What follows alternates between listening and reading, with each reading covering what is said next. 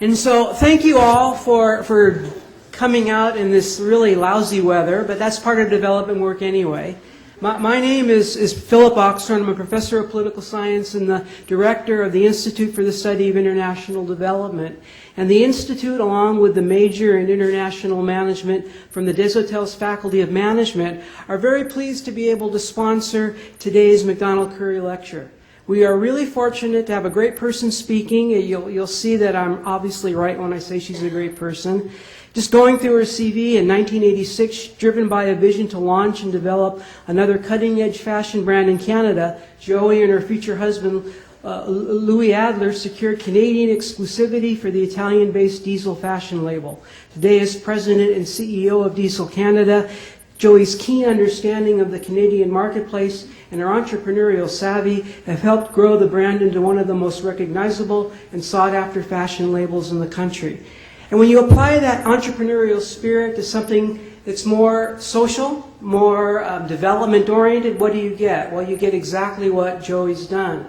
Always passionate about service to the community, Joey also founded in 2005 the One by One Foundation in memory of her late husband Lou, who had passed away after a long illness. One by One's philosophy is that every life is precious and that individuals can make profound differences in the lives of others one by one.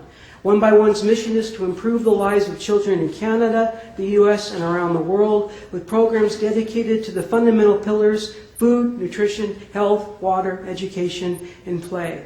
And if you take that into account, it's not surprising that she's won all kinds of great awards. She was the first recipient of the Laurier Norman Star Humanitarian Award. She also won the Queen's Jubilee Medal in 2012. In 2011, she was selected to the prestigious Canada's Most Powerful Women Top 100. She was More Magazine's Most Compelling Woman Over 40, and Woman Post's Top 20 Women in 2010, and on and on and on. And so rather than make her blush and bore you, I think I'll hand over the floor. So thank you very much.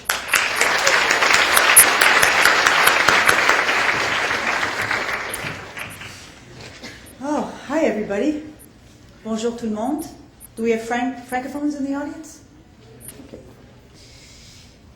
First of all, I think what I'd like to do is to take a moment to remember our man in service yesterday in Ottawa, and to remember that we live in the greatest country in the planet, and I think Quebec's the greatest province in the land, so all's good. So I think we'd like to acknowledge the loss of that fine young man.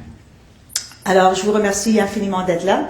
On va faire ça en anglais parce que je pense que la majorité d'entre vous est en anglais. Mais pour ceux d'entre vous qui aimeraient poser des questions en français après, vous êtes les bienvenus.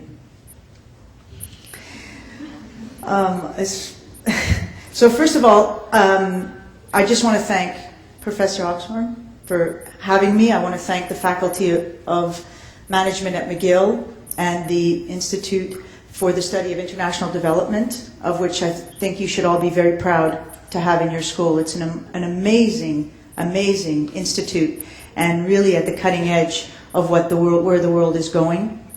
And of course, I want to thank McDonald-Currie for sponsoring this and for creating a yearly event. And I just want to thank all of you again for being here. So I'm going to take a few minutes to speak, and then I'm going to open to questions, because for me it's much more important to have an interactive discussion than for me to bore you for any extended length of time. So the first thing I think you should know is my story, and I'll give it to you in a 5-second capsule. And for those of you that know it, I'm sorry, I'm going to repeat it. So here it is. In 2001, my husband got very gravely ill.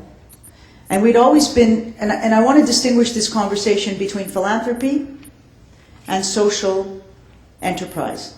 And I want to explain from my point of view the great difference. So in 2001, my husband got very gravely ill with a catastrophic illness, and we spent many months in the hospital. And it was September 11th, actually, 2001, when I got really bad news. And I don't want to get into the emotionality of it, but suffice it to say that during that period, I realized that there wasn't a whole lot of value for a single human life in this planet. That every day we made decisions economically on whose lives we should save and whose lives we shouldn't save.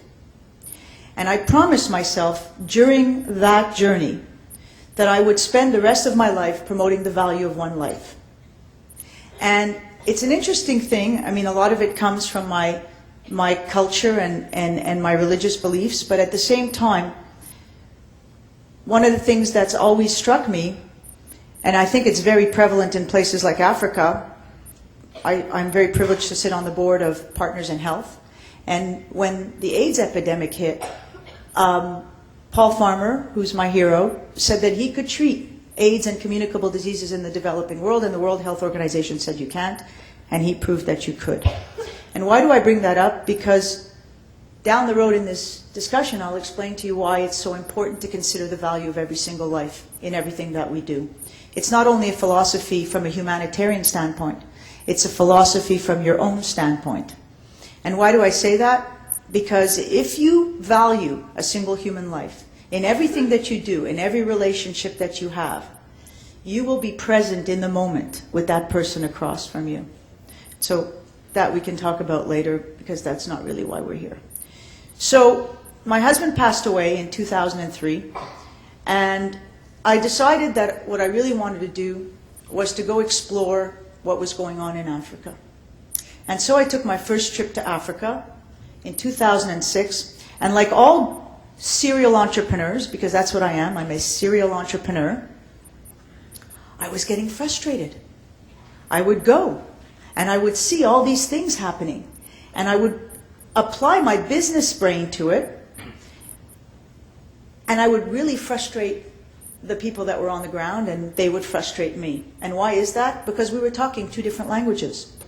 Philanthropy is not a bad thing. It's simply not sustainable. Philanthropy is taking care of an immediate problem today. It's saving a life today. And it is absolutely necessary, and it is not something that we can just disregard. But I felt there was another way. I really felt that the only way to make sustainable change was to look for business opportunities. And so I came up with an idea, and the idea had to do with my industry. My industry is the fashion industry. So recently I spoke at the United Nations to 150 of the leading brands in the world, who are all under the United Nations.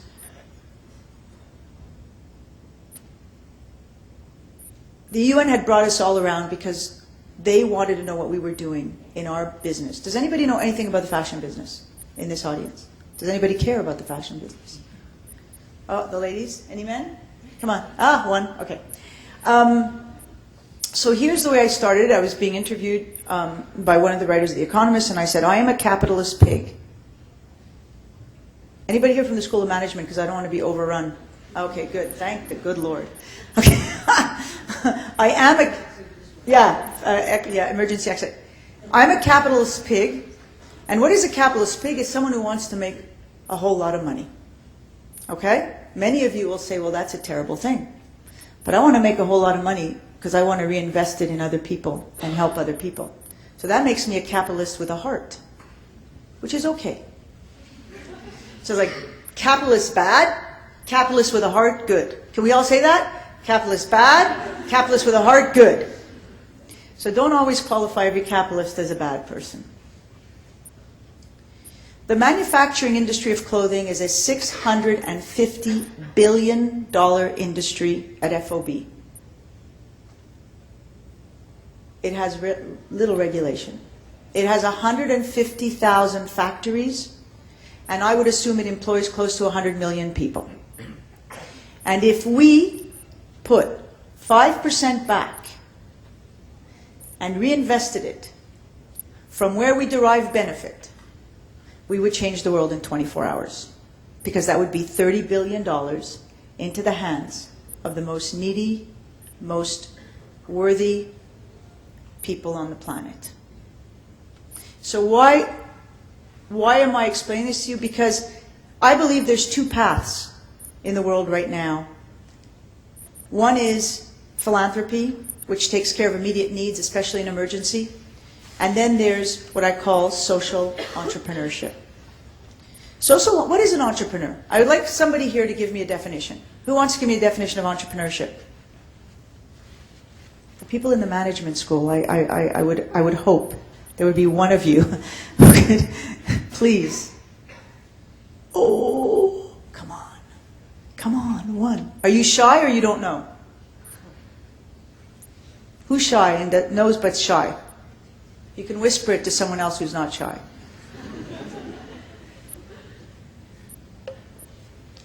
My explanation of entrepreneurship is someone who's willing to take great risk on an idea. An entrepreneur is someone who will have a vision and implement that vision at all costs and will go like Captain Kirk where no man has gone before. That's a developing world. There are huge opportunities for every single one of you to make a profound change in the world. But it cannot be done sustainably unless we are prepared to create jobs and opportunities for the people of the developing world. Handouts are not dignified.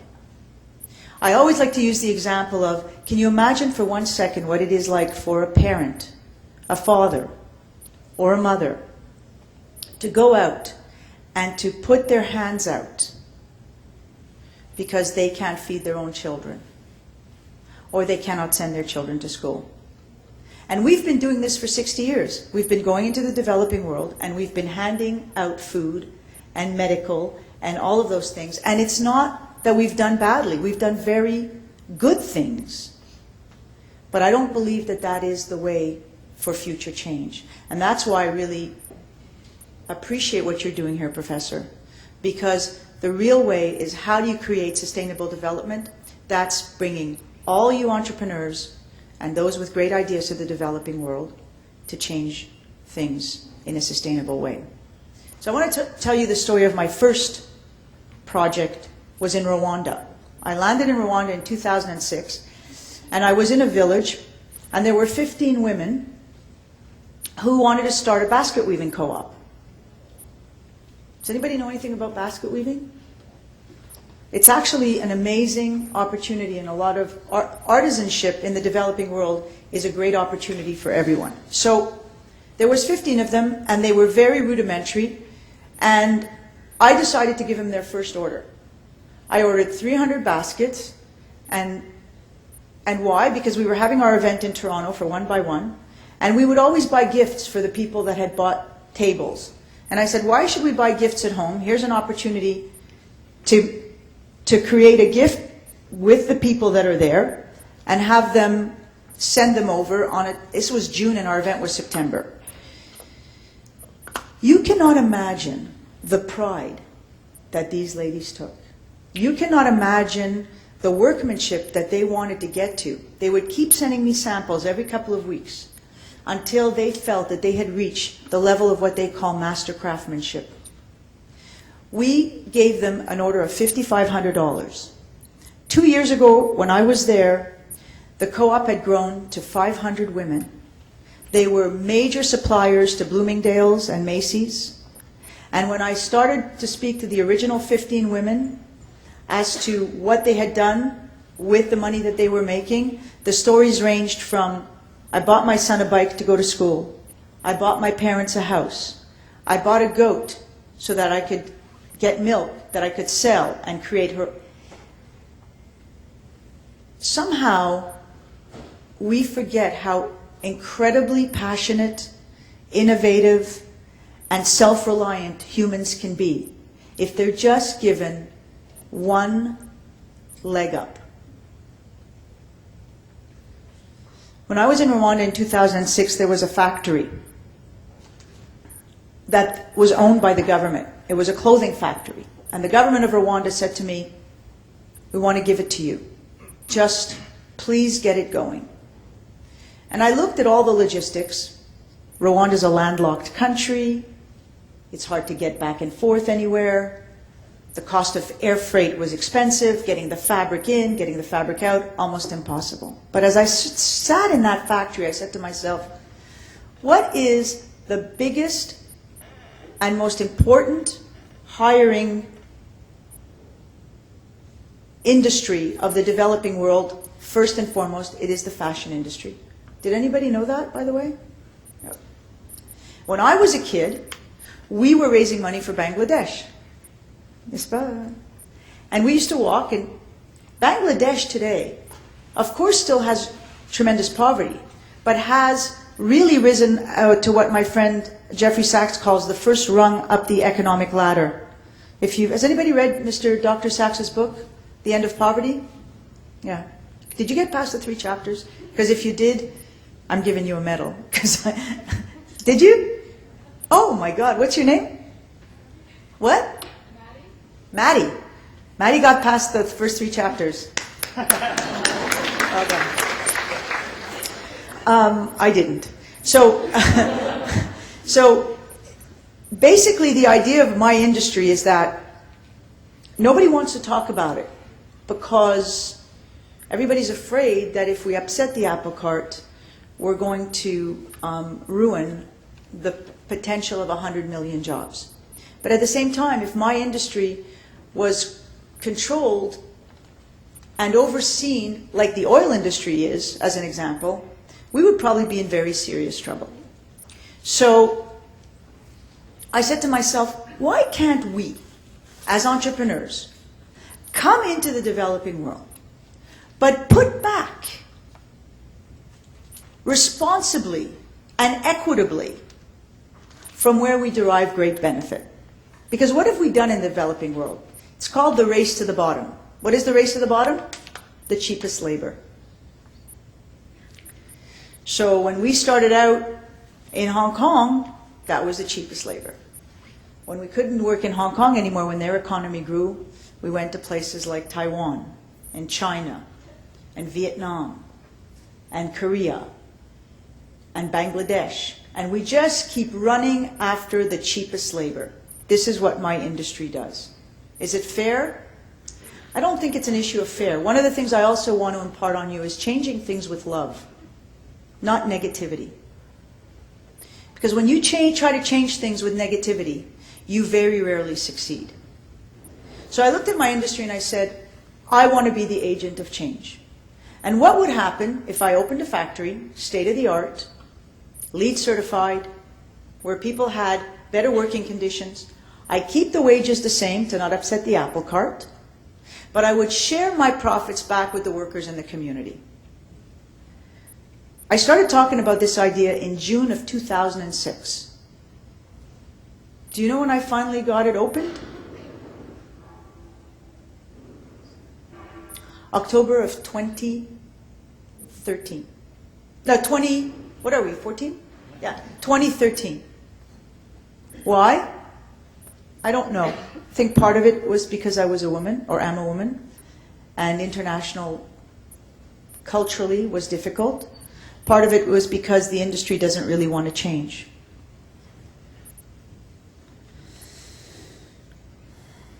I believe that you have to leverage what you do every day for good. The world will change when every day, whatever you do, you leverage for good. So no matter what business you're in, no matter what you do, I'll give you my perfect example of that, or a taxi company. Imagine if a taxi company every single day would take one car and give it 1 hour, every car would give 1 hour a day to help someone in the community. Whether it be to pick up an elderly person, to take them to the doctor or do their groceries. It wouldn't cost them anything. That's what I mean by leveraging for good. The other story that I want to impart on you about leveraging for good was my foundation feeds 5,500 children in the Aboriginal communities of Canada. And the most difficult thing that we had in the Aboriginal communities was getting to the Aboriginal communities, especially in the winter. And so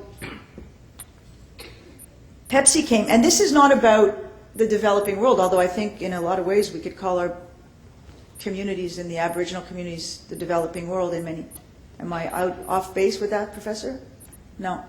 I could tell you that having landed in Pactawagan, Alberta, 900 kilometers north of Winnipeg, 3 days after I came back from Africa, and I thought that Ethiopia was nicer than that community, I think tells you a little bit about our situation in the First Nations. But in any case,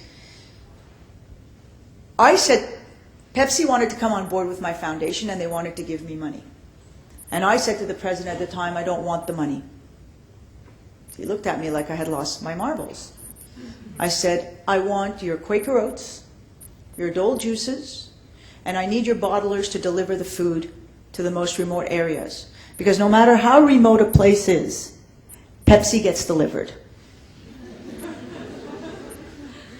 It's true, by the way. And it's cheaper to give a child a Pepsi and a bag of chips than it does. I'm sorry, I thought I turned my phone off. Tell Frank I'll call him later. Sorry. I apologize. Jeez. That's embarrassing, eh? Did I get demerit points? Is there something I get a bad grade? Okay.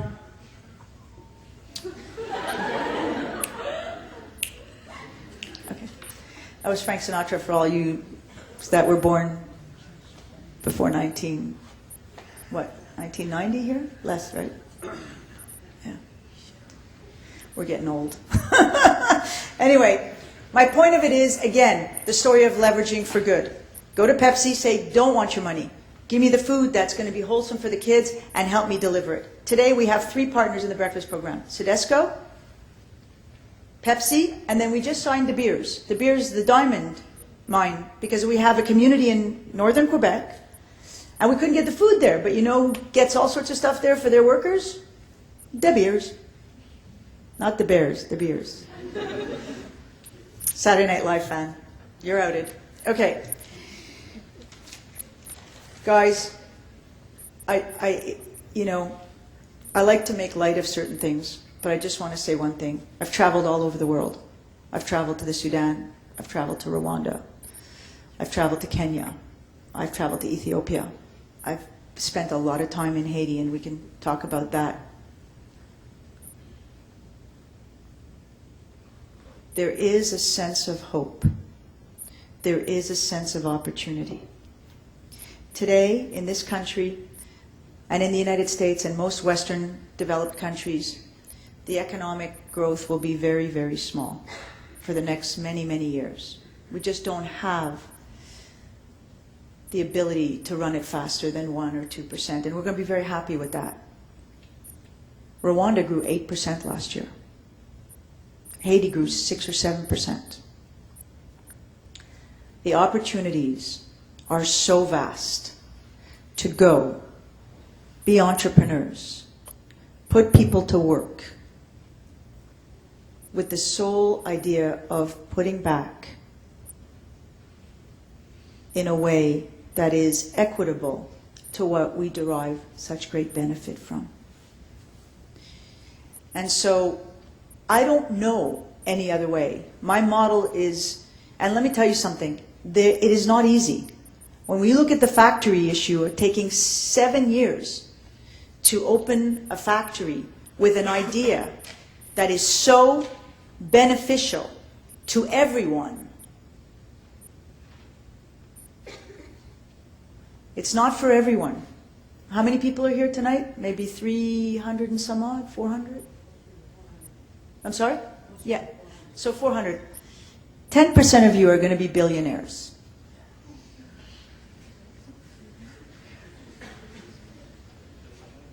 If you go somewhere else out of here. And it's not about the money per se. Money is not the measure of success.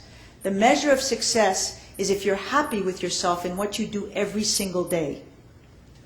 And I can tell you that there's nothing that's going to make you happier than helping another fellow human being. Because helping a fellow human being is not an obligation. It's a privilege. And the other thing I want you to learn very quickly is the art of collaboration.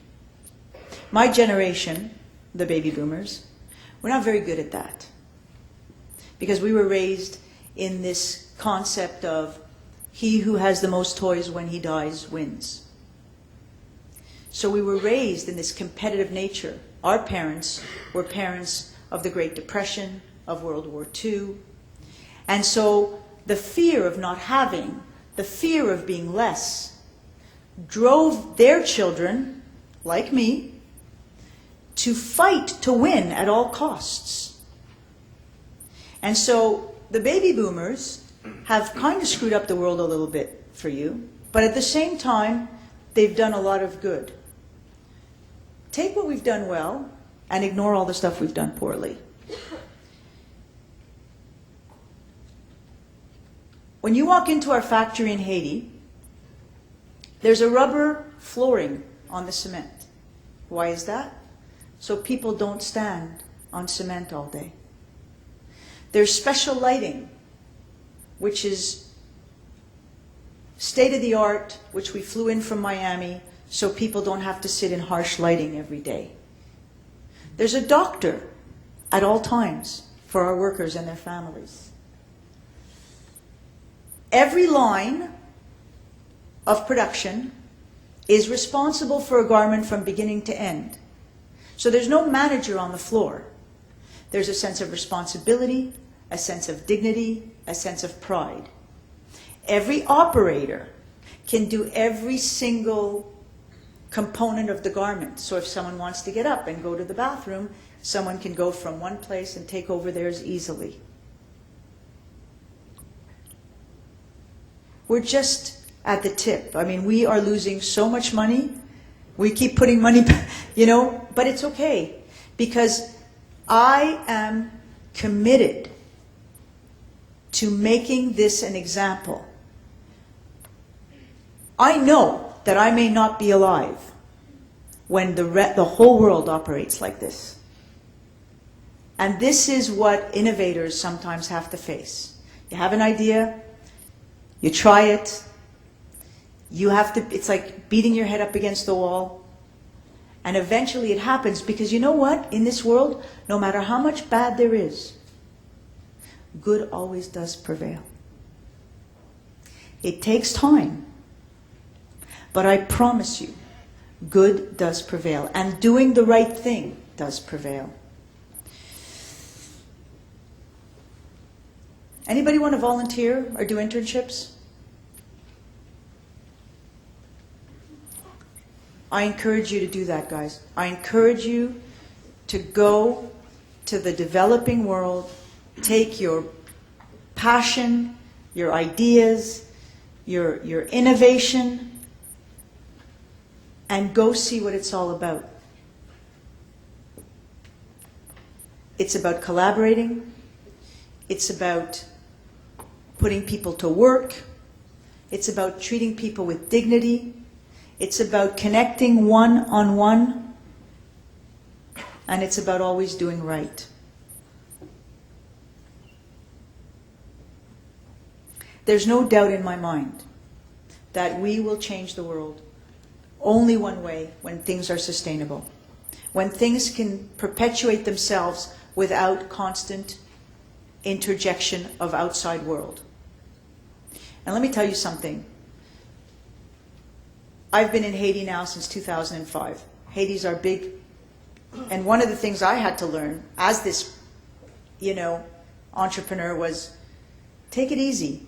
Learn to fit within the culture. Even in our School of Management, we learn about going to do business in another place and taking into consideration the culture and respecting the culture. Same thing. If you learn to treat people with dignity, things will work themselves out. So just to recap, because I would love to take some questions. 1, philanthropy. Changing the world is a 2-lane highway. Philanthropy on this side, people do it really well. UNICEF, big organizations. Partners in Health, for the health piece. We will always need it. We'll need it in times of disaster. We'll need it in healthcare. That's pretty much all we'll ever need it in. Then on this side of this line are all of you who are passionate about making a difference in the world. Going, setting up enterprises, microfinancing, micro-enterprises, small, big, medium, it doesn't matter what. Putting the millions and millions of people. It'll happen when my industry wakes up and says, we can't do this anymore and we have to push down the line, The brands have to go down the line to the factory and say, this is what we want you to look like, and this is how we want you to treat people, and this is how we want the money to be reinvested into the community. This is new, relatively new, I would say, social enterprise, Professor, but I'm telling you. And by the way, it's not just for the developing world.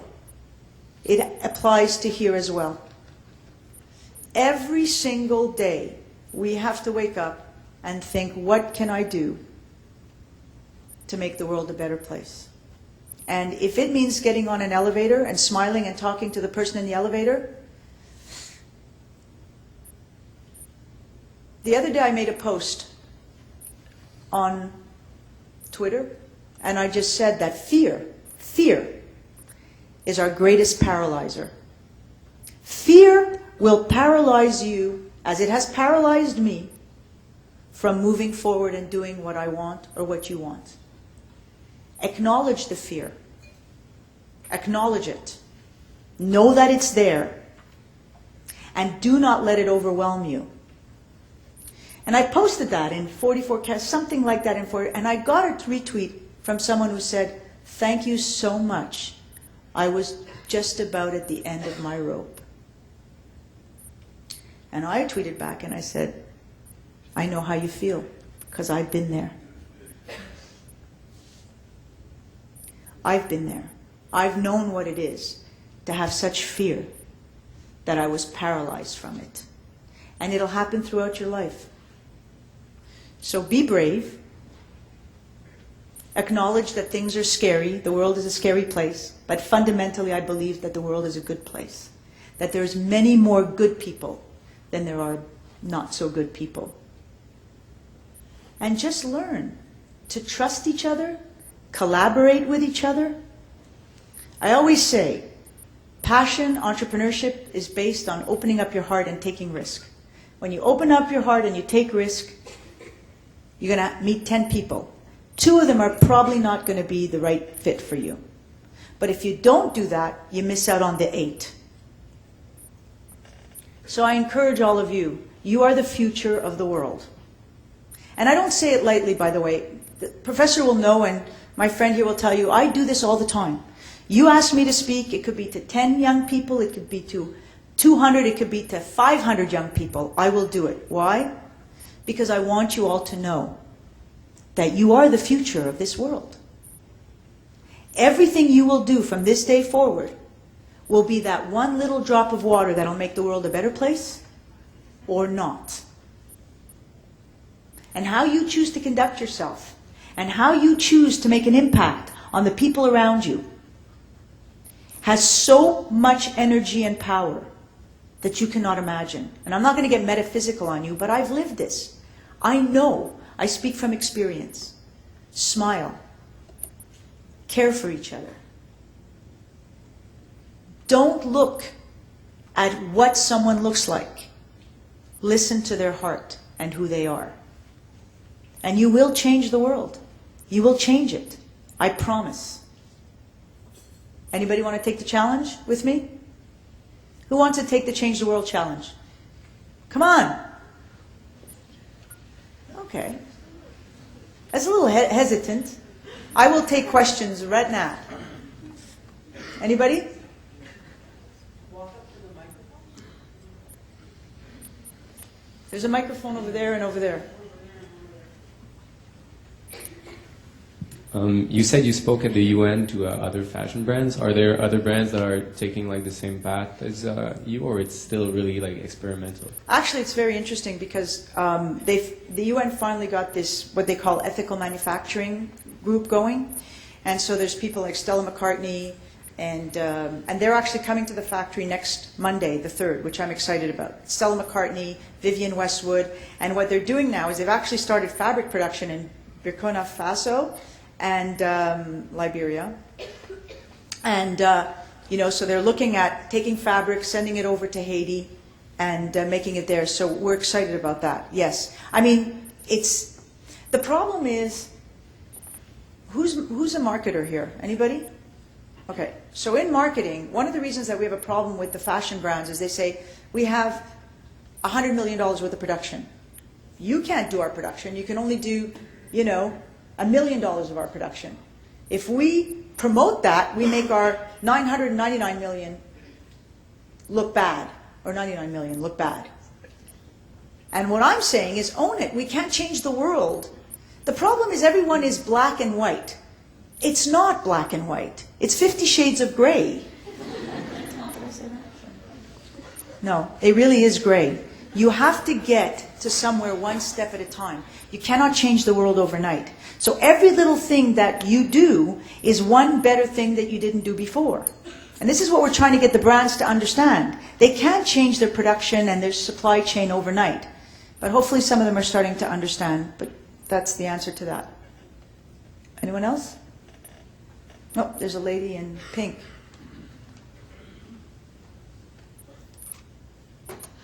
Hi, my name is Krista. First of all, thank you so much. Really inspiring talk. Thank you. I am from Benin Republic in West Africa, and I'd like to work all over the African continent in some sort of social entrepreneurship. I'm not too sure exactly what, and I'm questioning what types of industries I should go into it. But when I look at a lot of the industries that are on the continent, there's a whole lot of exploitation. So I have a kind of ethical boundary that makes me not want to work in mining, for example, or even, for example, I'm in a gender and development class, and we started our class looking at Bangladesh and looking at how factories have burnt down and how no one's really paying attention to it and how there's so much corruption. And although I feel like I can't work in this industry, we can't be hypocrites, because when you look at yourself, you look at what are you wearing, how is this made? We know how it's made, we still purchase it, but then I'm in a situation where when it comes to actually going into my working life, I feel like, is it wrong? How do I bypass it but still am able to enter and start my own business and be successful? Well, first of all, I think it's amazing that you have these thoughts, because it tells me that you're a very human person with integrity. So you grapple with what's right and what's wrong. That makes you already A-okay in my book. I don't think there's a right or wrong answer. As far as what industry to go into, I think you have to see what impact you can make and maximize the impact that you can do. It's like if, I went from a basket weaving co-op to investing millions in a factory. I didn't do it overnight. I got to that point, and one of the things that I think is really important is to understand where you are. Where you want to operate, for lack of a better word, your business and really educate yourself. See what's going on around you, what has been tried before, what's going on in another country maybe. Let's say you wanted to work in your homeland of Benin, right? Well, you can go next door. I mean, you've got Burkina Faso, you've got Liberia, you've got Liberia, you've got plenty of places that you can go and say, but what's going on, what interests me? One of the things you have to do is do something that you're passionate about. That I say, I don't care what you're going to do the rest of your life. You better like it, because when you get up in the morning and go to work and you like what you do, you never work a day in your life. So find what you're good at. Also be patient. Again, it's like the mining industry. Is it bad? Yes, mining has a tremendously big problem, but when you think about, the Congo and Rwanda, the kind of mining that's been there. Now, it's been exploitive, right? That's a big industry. Maybe you don't want to take that on. But there's so many things to do. My friends opened restaurants in Rwanda, I mean, it's amazing. Everything is ready to, banking, microfinancing, restaurants, daycare centers. I mean, imagine a blank canvas with the fastest growing economy in the world. Why would you all not want to be there? I know that if I were your age, I'd be running there in a flash. But the difference, the beauty about what you want is you feel it. You want to do something from a place and you want it to have integrity. And so I think that's marvelous. And you will find it. And if you want, I'll give you my email after and I'll let you know certain things that I know.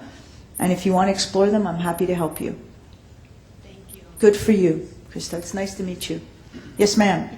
Hi, Hi, my name is Delane. Elaine? Delane. Oh, Dilling. And again, I wanted to thank you for coming, especially since I'm a fifth-year International Development Studies student. Oh, good for you. With Is that a bad thing, 5 years, or a good thing? I don't see it as a bad thing. Other people may disagree. I'm just bugging you. But I have been working in the fashion industry for about 4 years. Ooh. And I recently just completely severed all ties with the fashion industry. I worked at Ogilvy's, and I found that it was hard to balance between the two identities that I have as an IDS student who's very passionate about development, working in that industry, especially luxury retail. And I just wanted to know how you dealt with criticism, especially at the executive level, of people who don't share the same vision as you or don't share your passion. Okay, so here's the big answer, right? So when I started in my new chapter 2 life after my husband died, and I was doing all this good, and I was leveraging my diesel brand to do good, and I could maybe justify is the wrong word, right word. I could assuage myself that I was doing that. Then it became not enough for me. And as my friend here knows from U of M, that I sold my business back to Diesel a couple of years ago. And as of last week, I handed in my resignation. And I am no longer, I will, as of December 31st, will no longer be the CEO of Diesel Canada for exactly the reasons that you just mentioned. Because you can only grapple so many times. So, yes. It's very interesting to know. I feel like that's exclusive information. It is not actually yes, but can I trust you to keep a secret, Delane? You know what a secret is, eh? It's between me and you. And everyone and else. everyone else. Look, it's very simple. You have to, like I was just saying before, you got to have a balance, and you got to live with yourself. And if you can do good, but there comes a time when you just want to do more. And when you just want to do more, you have to. I want to be with people that understand what I want, and I want to be with people who want to do good every day. And so if I can't do that, I'm going to do it myself. Do you have another question? I do have a follow-up question. Thank you. Another thing is you stressed that we should be taking risks and that we should be there, and I definitely agree with you. But how do you propose mitigating the risks of putting yourself out there? Well, I think it doesn't matter where you are in business. It's going to be a risk. You mitigate risk when you educate yourself, when you learn everything you possibly can about what you're going to do or try to do. And when you do that, unlike me, who has really gone where angels fear very often, that I just jump in the deep end. And, you know, recently, I don't know if you all know, but recently I did my MBA here at McGill and HEC combined. And I did that as a kind of an exercise of fun for myself. But I did learn a lot. And one of the things I learned was this concept of preparation. Preparation. Really preparing yourself. You could have the greatest idea, and it could have 10 different points. Now you go and you educate yourself, and all of a sudden you have 5 points that don't apply, and they're replaced by 5 other points. So mitigating is when information is power. And you have, unlike us, you have every single tidbit of information known to man is at your fingertips. You are way ahead of where we were. You just have to go and you have to educate yourself. And you will mitigate the damages quite well. And then you go and you see other people that are doing something. If you're doing something completely revolutionary, you can still help yourself by learning. Just education. Education is everywhere. What you guys doing here at McGill, you should be proud of yourselves. There is nothing more important on this earth today than education. And that's what we have to do in this world. We have to educate our children. When we will educate our children around the world, we will not have terrorism, we won't have poverty, we won't have strife, we won't have any of the things that we're stuck on watching on the news every night. Because education is power. Thank you. Thank you. I think this lady was, and then before the gentleman. Go ahead. Sorry. Good evening. Good evening. My name is Arushi. Nice to thank meet you. Oh, happy. Diwali, yeah. Yes, Thank happy you very much. Diwali. I appreciate it. It's the Festival of Lights. It is. First of all, thank you very much for your time. My question is, given the controversy that surrounds big bureaucratic organizations, what do you believe the role of international institutions like the UN, the IMF, the World Bank have had in world development in the past and in the present? And going forward, is that a productive way of making real change? This is an excellent question.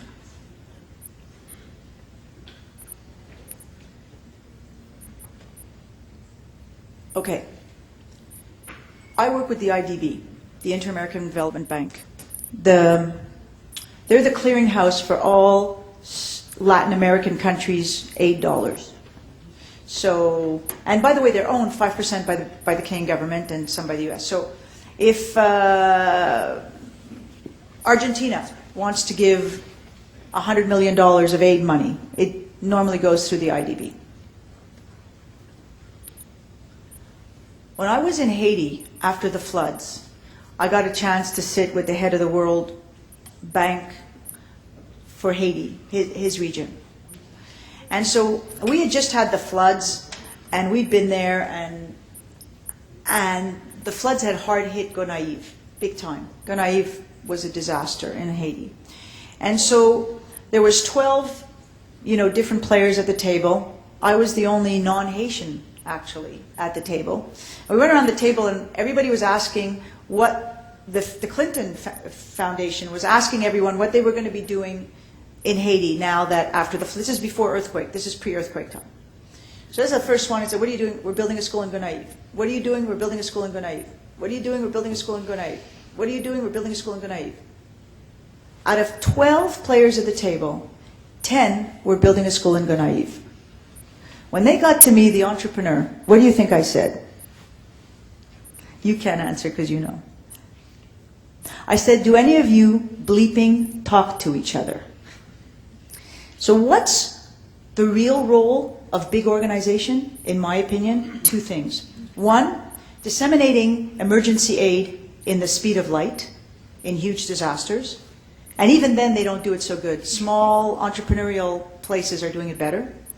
And two, coordination and big infrastructure. So when I asked the guy from the World Bank, what do you do with, how do you give the money to Haiti? He says, we have a formula. I said, what's your formula? We give X percentage for education, X percentage for roads, X percentage for this, X percentage for that. And I said, you have the same cookie cutter model for every country? He says, yes. I said, Haiti's got underwater with 8 bridges, needs infrastructure. Why wouldn't you take school money, because all these guys are building them, and put it into fixing the bridges? That's not our model. What's the problem with that? It's easy to criticize. But at the same time, I've worked with UNICEF, and UNICEF did a great job with the bed nets. The bed nets saved millions of lives. There's no way in the world we would have done that if it were not for UNICEF with the distribution network. I grapple with the UN. Personally, I think the whole political arm of it should get blown up and then just leave the aid, because aid they do well, UNICEF and all that. Why are you laughing? Oh, you think so too? Good, I'm glad. It has a problem in the political, but from a real, its budget, it only spends like 10% in development. Did you know that? 10% of all that money. It's considered to be somewhere in the 20, I don't know how many tens of billions of dollars. This much goes into what we all want to do. So what's the problem? It's nobody's fault. The problem is that to change these organizations is very tough. So why do I bring the IDB? Because the IDB decided it wanted to be entrepreneurial. It wanted to support people like me. It wanted to create. It's very hard because the level of paperwork, the level of control they have to have, they don't want to bet on an entrepreneur like me. I don't fit in that mold. So again, change will come when more and more of you are there with more and more ideas, giving more and more people work, and then the banks will start to look and say, okay, we have to change. We have to take some of our budget and we have to create entrepreneurial. Institutions, governments, they don't change overnight. We have to change it from the bottom up. We're never going to change it from the top down. So more of you are out there. Do you agree with me, Professor? Ah, Professor agrees with me. Yes. No, but I'm saying from the ground up. The swells will come. You know, President Clinton said something in London. We were at an event, and he said the following thing. He said, I can do his accent, by the way, but I won't do it. But he said, you know, money's in less and less hands every day. It's a power. Less and less hands, less and less people have access to money. He says, but you know what? Power is being disseminated across tens of millions of people. And power will trump money. What does that mean? It means exactly that. It means that every time you guys look and you see Bill Gates has another 10 billion and this and what, it doesn't matter. Because you have 1 billion times more power than Bill Gates. Because you have the cell phone. And you have social media. And you can move mountains. You can make things change with technology. You are the generation of technology. So it doesn't matter what happens with IMF. They're not in the game yet. They're still living 20 years, as most of our big institutions are. They're still stuck in the 80s and the 70s. But you know what? You'll make the change happen when you're on the ground with your cell phones and you're creating waves of change. That's your job. Go out and do it. Thank you so much. Thank you. Gentlemen. Yeah, so you said that you realized that the problems of the race to the bottom, you realized a very long time ago that the race to the bottom was leading to a degradation of the condition of workers in states that produce these clothing. After around 10 years, I'd say, of you working in this, would you say that you have a good estimate of the amount of clothing produced by Diesel Canada in factories that uphold later standards? And do you have an estimate of the percentage of Diesel Canada's profits or revenue that is associated to increasing the amount of factories that uphold labor standards and in general increase the well-being of the workers that work there? Well, first of all, Diesel Canada is not doing it, I'm doing it. So it has nothing to do with Diesel Canada. I do not have the numbers of Diesel Canada because they're a worldwide organization and all production is done out of Italy. So I do not control, even when I was my company and before I sold it back to them, I didn't control the production. So I did not have any say in where the production was done as a distributor. Diesel's a $1.2 billion company. You're all management students, do the numbers. It's a lot of product. And, you know, Ralph Lauren's a $7.2 billion company. And Giorgio Armani's a $4 billion company. Remember that the FOB value of production in the world is $650 billion. Every year, $650 billion in US dollars leaves every collective factory in the developing world. And that's why I said you put 5% back, you change the world in 24 hours. That's $30 billion in 100 million people's hands, which is a lot of money in the developing world. So I can't answer you. I'm sorry. If I could, I would. One thing about me, I'm transparent, but I don't have the answer. The answer is what was for me, what is coming. Do you have another question? So just to make it clear, as the main distributor of diesel clothing in Canada, you have no idea where they're made? I know which countries they're made. I don't know which factories they're made in, and I have no control over the placement of that production, no. And you made no inquiries at any point to figure out where they were being made? Yes, we made inquiries on many an occasion in order to set aside some compliance issues. But I just want you to know that the factory that burned down in Bangladesh was compliant. So, you know, it's like if you ever, and I'm not here to criticize anyone, and that's why I don't want to change things with a negative approach. I want to change things with a positive approach. They know, for example, that when 60 Minutes was in the Apple factory, they literally did a 2-week preparation for 60 Minutes, and when 60 Minutes left, everything went back to what it was.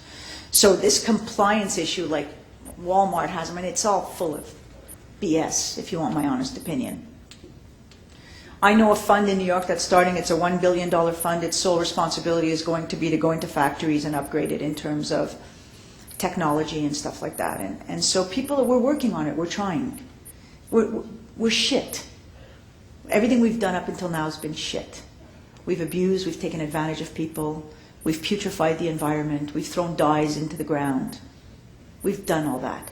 My question to you is, what are you going to do about it? Right? When are you going to... Right now in the factory in Haiti, we have threads for thought. They are 100% sustainable. That's why they're in our factory. And I'm saying to all of you, when are you going to start to demand from us to do the right thing? Because once you demand from us to do the right thing, we're going to be forced to do the right thing. The change comes from the bottom now. It does not come from the top. So you're right to be pissed at me. I'm pissed at me. And I make no excuses. I just try to do my best to change things. But I can't do it alone. So when all of you get together and start to demand from where you buy, I did the same thing to women. In Canada, only 16% of board seats are occupied by women. Why are women buying from these companies? You have the ultimate power, social media and purchasing. Make your changes with your wallets. Demand to know what you buy is sustainable, has integrity, treats human beings with dignity. And I'm glad you asked that question, because now you got me pissed off. But thank you very much for asking it, and I appreciate it. Thank you. Hi. Good evening. I'm Manon, and I'm sorry, what is your name? Manon. Manon, bonjour Manon. Bonjour. Tu veux parler en français? Yeah, but I'm going to try to do it in English so that everyone can understand. I wanted to practice my French. Well, I can do it in French, and you can answer in English. No problem. Donc, je viens de l'école. I'm sorry, what are you saying? No, I'm just kidding. I'm sorry, Manon. Non, vas-y, je te taquine. Moi, je suis en management à McGill et on a un cours qui s'appelle Social Context of Business, dans lequel on étudie justement tout cet aspect de l'éthique et de la durabilité, de faire les choses bien quand on fait du business. Et notre professeur, Louis Chauvin, est un peu désespéré parce qu'il voit qu'avec les années qui passent, malgré qu'ils se rendent compte que les élèves sont conscients de ce qu'ils racontent et qu'il faut changer, ils ne voient pas de changement. Et en fait, on a étudié dernièrement que c'était peut-être nos propres écoles de business qui nous poussent à être des requins et à ne pas s'intéresser à l'intégrité des peuples avec lesquels on travaille. Et du coup, je voulais vous poser cette question, vous qui avez vous aussi fait des études de business, que vous en pensez? Premièrement, c'est une question très pertinente et définitivement on sait que dans les écoles de management aujourd'hui, dans la plupart, rien n'a changé. You know, 2008 happened because people were so greedy. They knew exactly what they were doing. And the government actually stood by and watched it because the percentages... I got to tell this story because I think it's pertinent to what you're saying. So, in the United States, the dream of every American is to own a home. That is the ultimate American dream. So if you live in the United States, if you own your own home, it's almost like you have achieved nirvana. The default rate on mortgages in the United States, pre-2008, was under 6%. Everything about the algorithms and the calculations of the subprime mortgage were all based around that 6%. Every single person knew that they could put as much money out on the marketplace as they could, and that there would only be 6% failure rate. And how did they know that? Because even still today, there are people with homes on one block that are underwater, that they will never see their equity for 35 years. They could walk away from their mortgage, and in the US, if you walk away from your mortgage, your personal credit rating is not affected. They could walk out of the house, go to the house next door, which is identical to their house, and rent it for a quarter of the price of what their mortgage is, and they don't do it. And when Pat Paulson stood up in 2008 and told the American people it's your responsibility to pay your mortgages. He didn't talk to Wall Street. He didn't talk. Where does that come from? It comes from the Harvard School of Business. It comes from the Columbia School of Business. It comes from the Stanford School of Business. It comes from every single business school that says the measurement for success is how much money you can make. And the more money you make, the more money you'll make. And the more value you give to your stakeholders, the more successful you will be. What's the problem with that? It's terrible. But then again, if you own stock, you want that stock to go up. So you, again, have the power to change. Every single one of us, by investing in companies that have a different philosophy. And as far as management schools, you're very lucky to be working, to study in Montreal. McGill and U of M are two of the finest. They have a completely different philosophy on how they teach management. They teach it from a point of humanity, of self-reflection, and I think you're lucky. And hopefully one day soon, the Harvards and the rest of the schools of this world will change. But it starts here. It starts with what we do. We have to start taking more responsibility. We can't keep, you know what I mean? But yes, it's terrible. It's terrible. But again, it's in here. What are we going to do to change? Who are we going to buy from? Which stocks are we going to buy? Which companies are we going to support? Which brands are we going to buy?